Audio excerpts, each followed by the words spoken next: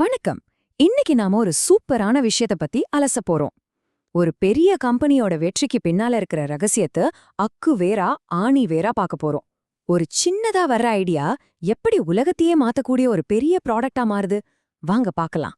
சரி, அப்போ இந்த பயணத்தை நாமளும் சேர்ந்தே ஆரம்பிச்சிடலாமா? ஒரு சின்ன ஐடியா, ஒரு பொறி மாதிரி தான். அது எப்படி மெதுவா வளர்ந்து கடைசியில மார்க்கெட்ல ஒரு பெரிய வெளியீடா மாறுது, அதோட முழு ப்ளூ பிரிண்ட்டையும் தான் நாம இப்ப பார்க்க போறோம். இப்போ பாருங்க, எந்த ஒரு பெரிய யாத்திரைக்கு கிளம்புறதுக்கு முன்னாடியும் நமக்கு ஒரு மேப் வேணும் இல்லையா? அதே மாதிரி தான் ஒரு கம்பெனி புதுசா எதையாவது கண்டுபிடிக்கணும்னாலும் அவங்களுக்கு ஒரு தெளிவான திட்டம், ஒரு மேப் தேவை.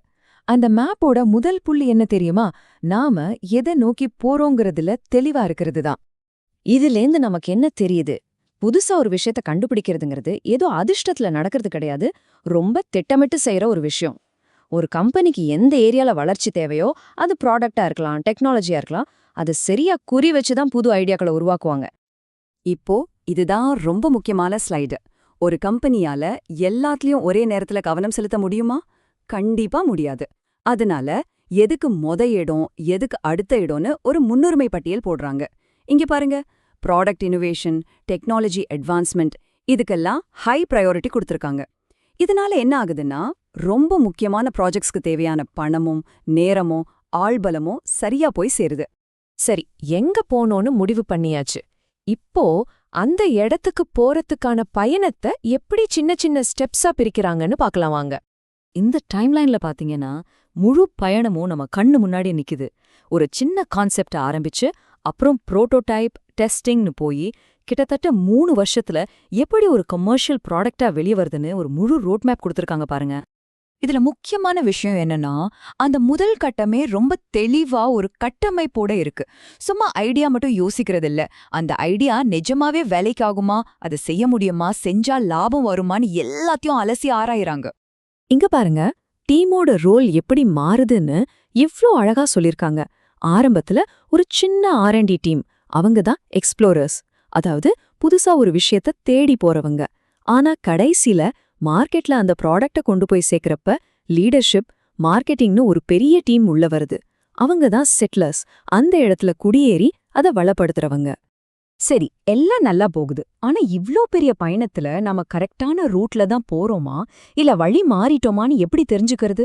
அதுக்கு தான் நமக்கு சில அளவீடுகள், அதாவது மெட்ரிக்ஸ் தேவைப்படுது. இந்த அளவீடுகளுக்கு பேர் தான் KPI, அதாவது கீ பெர்ஃபார்மன்ஸ் இண்டிகேட்டர். இது ஒரு ப்ராஜெக்டோட பல்ஸ் பாக்குற மாதிரி. எல்லாம் சரியா இருக்கா இல்லையானு இது நமக்கு காட்டி கொடுத்துடும். இன்னும் சிம்பிளா சொல்லணும்னா, வண்டி ஓட்டும்போது ஸ்பீடோமீட்டர் எப்படி நமக்கு வேகத்தை காட்டுதோ அதே மாதிரி தான் இதுவும். இங்க பாருங்க, அவங்க என்னென்ன KPIலாம் வச்சிருக்காங்கன்னு. ஒரு புரோட்டோடைப் செய்ய எவ்வளோ நாள் ஆகுது, எத்தனை ஐடியா கடைசியில சக்சஸ் ஆகுது, எத்தனை பேட்டன்ட் ஃபைல் பண்றாங்க, கடைசியா மக்கள்கிட்ட இந்த ப்ராடக்ட் எந்த அளவுக்கு போய் சேருதுன்னு, இப்படி எல்லாத்தையும் ட்ராக் பண்றாங்க. இந்த சார்ட் ஒரு முக்கியமான உண்மையை நமக்கு சொல்லுது. என்னன்னா, ஆரம்பிக்கிற எல்லா ப்ராஜெக்டும் சக்சஸ் ஆகாது. இங்க பாருங்க, கிட்டத்தட்ட 80% ப்ராஜெக்ட்ஸ் பாதியிலே கைவிடப்படுது அல்லது மாத்தி அமைக்கப்படுது. ஆனா இது ஒரு தோல்வி இல்ல, இதுவும் திட்டமிடலோட ஒரு பகுதி தான். இந்த அனுபவத்திலிருந்து கத்துக்கிட்டு அடுத்த ப்ராஜெக்டை இன்னும் நல்லா பண்றதா இங்க முக்கியம். இந்த மாதிரி ஒவ்வொரு ப்ராஜெக்டோட டைமையும் ட்ராக் பண்றதுனால ஒரு டீமால ஈஸியா கத்துக்க முடியும். எந்த விஷயம் ஒரு ப்ராஜெக்டை வேகப்படுத்துது, எது தாமதப்படுத்துதுன்னு தெரிஞ்சுக்கலாம். அந்த லெசன்ஸை வச்சு அடுத்தடுத்து வர்ற ப்ராஜெக்ட்ஸை இன்னும் திறமையா செய்ய முடியும் இல்லையா? சரி, எந்த ஒரு பயணமா இருந்தாலும் வழியில மேடு பள்ளம் இருக்கத்தானே செய்யும். புயல், மழை வராமலா இருக்கும். அதே மாதிரிதான் இதுலயும் ஒரு ஸ்மார்ட்டான பிளான், வழியில என்னென்ன பிரச்சனைகள் வரலான்னு முன்னாடியே யோசிச்சு அதுக்கும் தயாராயிடணும். இதுதான் அந்த டீமோட எமர்ஜென்சி பிளான். என்னென்ன ரிஸ்க் இருக்கு, டெக்னிக்கலா ஃபெயில் ஆகலாம், இல்ல பட்ஜெட் அதிகமாகலாம், அந்த மாதிரி ஒவ்வொரு ரிஸ்க்கும் நடக்கிறதுக்கு எவ்வளோ வாய்ப்பு இருக்கு, நடந்தா எவ்வளோ பாதிப்பு வரும், அப்படி நடந்தா சமாளிக்க என்ன பண்ணலான்னு எல்லாத்தையும் முன்னாடியே யோசிச்சு வச்சிருக்காங்க. இது ரொம்ப முக்கியம். இந்த ரிஸ்கெல்லாம் சமாளிக்கிறதுக்கு ஒரு வழி இருக்கு. அதுதான் வழியில அப்பப்ப நின்னு நாம போற ரூட் கரெக்டான செக் பண்றது. இந்த பிளான்லயும் அதே மாதிரி குறிப்பிட்ட இடைவெளியில ரிவ்யூ மீட்டிங்ஸ் வச்சிருக்காங்க. இதனால ப்ராஜெக்ட் தப்பான திசையில போறத ஆரம்பத்திலேயே தடுத்துடலாம். இந்த ரிவ்யூ சைக்கிள்ஸ் ஒரு கேட் மாதிரி வேலை செய்யுது. ஒரு ஸ்டேஜ முடிச்சதும் அடுத்த ஸ்டேஜ்க்கு போறதுக்கு முன்னாடி இந்த கேட்ல நிக்கணும். இதுவரைக்கும் செஞ்சதெல்லாம் ஓகேவா, அடுத்த கட்டத்துக்கு போகலாமான்னு ஒரு மதிப்பீடு நடக்கும். எல்லாருக்கும் ஓகேனா தான் அடுத்த இன்னும் அதிக செலவாகக்கூடிய கட்டத்துக்கு உள்ளேயே போக முடியும். இதனால தேவையில்லாத செலவு மிச்சமாகுது. இங்க பாருங்க, கேள்விகள் எப்படி மாறுதுன்னு. ஆரம்பத்துல கான்செப்ட் ரிவ்யூல என்ன கேக்குறாங்க? இந்த ஐடியா நம்ம கம்பெனியோட கொள்கைக்கு சரியா வருமான்னு கேக்குறாங்க. ஆனா போக போக மார்க்கெட் டெஸ்ட் ரிவ்யூல என்ன கேக்குறாங்க? மக்கள் இதை யூஸ் பண்றாங்களா? அவங்களுக்கு இது உண்மையிலே தேவைப்படுதான்னு கேக்குறாங்க.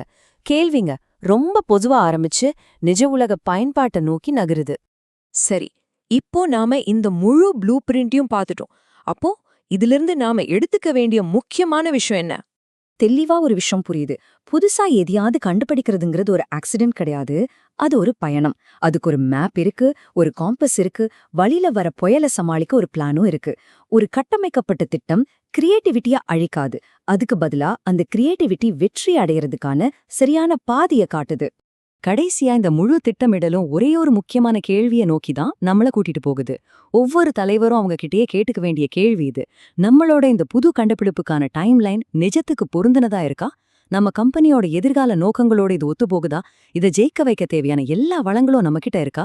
இந்த கேள்விக்கு நேர்மையான பதில் சொல்றதுல தான் அந்த பயணத்தோட வெற்றியே அடங்கியிருக்கு.